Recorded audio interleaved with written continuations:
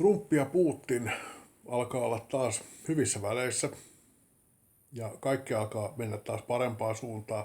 Tosin EUn ja varsinkin Suomen globalistit, ne on ihan paniikissa, kun ne tietää, mitä siitä seuraa. Siis todennäköisesti siitä seuraa ihana asia, että EU romahtaa ja EUsta tehdään semmoinen niin kuin ongelmajäte, mitä se on ollut alusta saakka.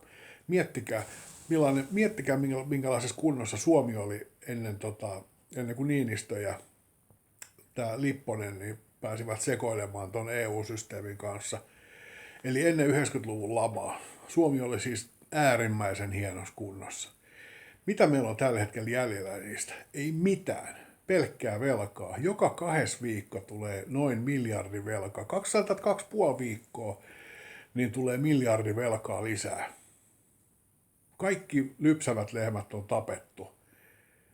Niin ei voi sanoa mitään muuta, kyllä tuo EU oli semmoinen, mistä voidaan sanoa, että kyllä ainakin Suomea, mutta koko Euroopan unionin näitä ihan tavallisia kansalaisia vedettiin kyllä niin raasti kuivaltaa kakkoseen, että kun voi vaan ikinä vetää.